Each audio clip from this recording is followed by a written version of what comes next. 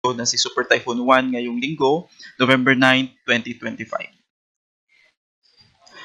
Base po sa latest weather satellite image, kaninang alas 5 ng umaga ay naging ganap na super typhoon na itong si Bagyong Juan at kasalukuyan pong binabaybay itong West Philippine Sea, west-northwest patungo dito sa eastern section ng Luzon landmass, and as of 7 a.m. kanina, ang kanyang sentro ay namataan sa layong 125 kilometers east-northeast of Virac, Catanduanes sa may maximum sustained winds na 185 kilometers per hour malapit sa sentro at gustiness na umaabot ng 230 kilometers per hour. Kasalukuyan po itong kumikilos west-northwest sa bilis na 25 kilometers per hour at kung mapapansin po natin, malaking bahagi na po ng ating bansa ay nakakaranas na po ng mga pagulan at malalakas na hangin na dala po nitong si Bagyong Juan. Base po sa latest track intensive forecast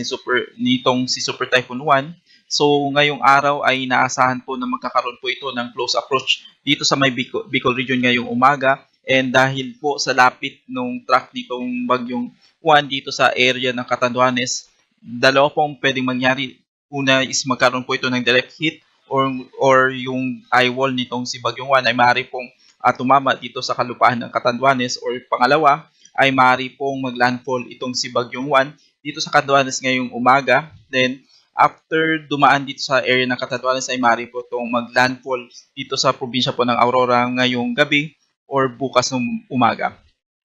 After landfall ay maaari po itong tumawid dito sa kalupaan ng Northern Luzon at lalabas po ng ating kalupaan dito sa West Philippine Sea by tomorrow morning at tuluyan na pong lalabas ng Philippine Area of Responsibility by Tuesday. Ngunit inaasahan pa po natin na magkakaroon po ito ng recurving kung saan maaari po itong magkaroon ng second entry sa ating PAR by Thursday at magla-landfall itong bagyo sa kalupaan ng Taiwan bago po tuluyang lumabas ng ating Philippine Area of Responsibility by Friday, this coming Friday. So kasalukuyan nakataas na po ang signal number 5 sa Polillo Island, northeastern portion ng Camarines Norte, dito sa may eastern portion ng Camarines Sur at Catanduanes, habang signal number 4 naman po ang nakataas sa may eastern portion ng Quezon, rest of Camarines Norte, rest of Camarines Sur at eastern portion ng Albay. Signal number 3 naman po ang nakataas sa may southern portion ng mainland Cagayan, Isabela, Aurora, Nueva Vizcaya, southern portion ng Apayao, Kalinga, Abra, Mountain Province, Ifugao, Benguet, Ilocos Sur, La Union, Pangasinan, Zambales, Bataan, Tarlac, Pampanga, kasama po dito ang Nueva Ecija, Bulacan, Aurora, Metro Manila, Cavite, Batangas, Rizal, Laguna, rest of Quezon,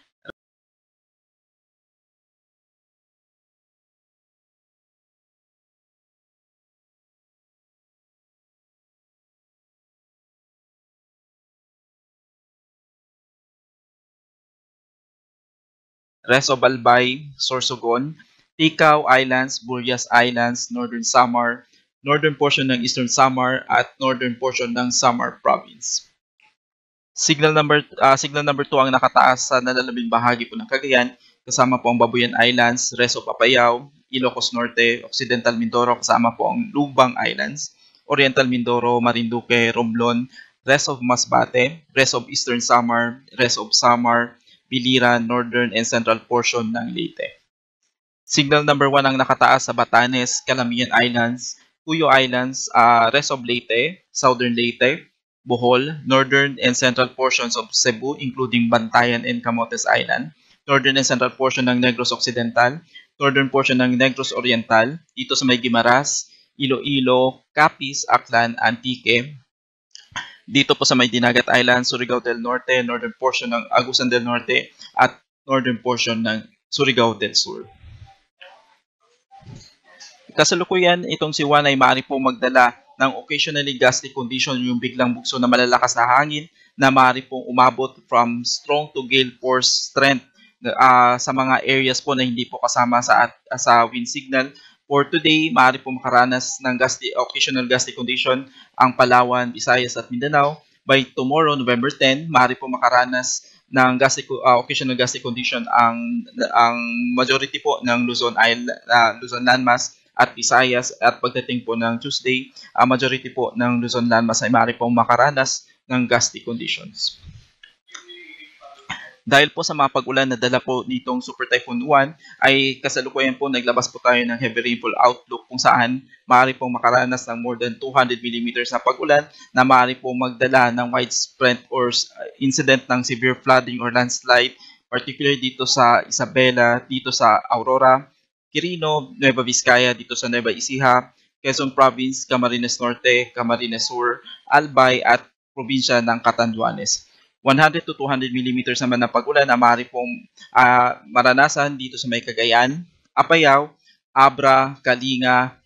Mountain Province, Ifugao, Benguet, Nueva Vizcaya, Pampanga, Pangasinan, Tarlac, Zambales, Pampanga, Bulacan, Bataan, Metro Manila, Rizal, Cavite, Laguna, Batangas, kasama po ang Marinduque, Masbate, Sorsogon, Northern Samar, Samar Province, at itong Eastern Samar. Habang ina-expect naman po na makakaranas po ng 50 to 100 mm sa pag-ulan ang Ilocos Norte, Ilocos Sur, La Union, itong Occidental Mindoro, Oriental Mindoro, Romblon at probinsya po ng Leyte.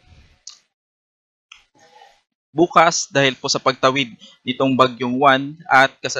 by tomorrow po is inaasahan po natin na yung kanyang sentro is nandito na po sa may West Philippine Sea. So, maaari pa rin po makaranas ng more than 200 mm na pag-ulan ang Ilocos Sur, La Union, itong Pangasinan, Zambales, Tarlac, Benguet, Ifugao, Mountain Province at Kalinga, habang inaasahan naman po yung 100 to 200 mm na pag-ulan dito sa Abra, Ilocos Norte, Apayao, Cagayan, kasama pong Isabela, Quirino, Nueva Vizcaya, Nueva Ecija, Aurora,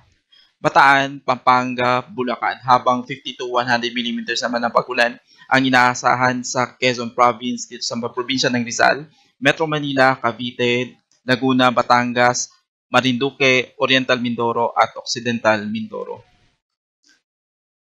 By Tuesday, dahil sa papalayo na po itong si Bagyong Juan, ay makakaranas pa rin po ng 50 to 100 mm na pag-ulan ang Ilocos Sur, La Union, Benguet at Pangasinan. Sa kasalukuyan, naglabas na po ng panibagong storm surge warning kaninang alas 8 ng umaga kung saan maaari po makaranas ng storm surge na merong wave height na maaari pong mag-exceed ng 3 metro, particularly itong mga probinsya po ng Cagayan, Isabela, Aurora, Quezon including Polillo Island, Camarines Norte, Camarines Sur, Albay, Sorsogon, Catanduanes, La Union at Pangasinan. 2.1 to 3 meters naman po ang inaasahan na storm surge dito sa mga probinsya po ng Cagayan, Quezon, Camarines Sur, Northern Samar, Ilocos Sur, rest of Pangasinan, Zambales at Bataan. Habang 1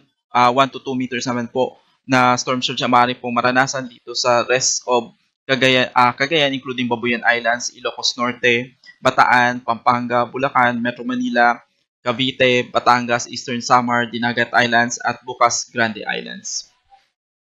Sa kasalukuyan, mayroon po tayong nakataas na gale warning kung saan maaari pong makaranas ng wave height na pwede pong umabot from 2.8 to 14.0 meters. Itong mga probinsya ng Batanes, Cagayan including Babuyan Islands, Isabela, Aurora, Quezon including Polillo Island, Camarines Norte, Camarines Sur, Catanduanes, Albay, Sorsogon, Ilocos Norte, Ilocos Sur, La Union, Pangasinan, Zambales, Bataan, Metro Manila, Batangas, Cavite, itong Lubang Islands, Marinduque, Masbate, Romblon, Northern Coast of Cebu including Batanes and Camotes Islands, Biliran, Leyte, Southern Leyte, Samar, Surigao del Sur, Northern Samar, Eastern Samar, Dinagat Island, Surigao del Norte, kasama po ang Siargao at Bukas Grande Island.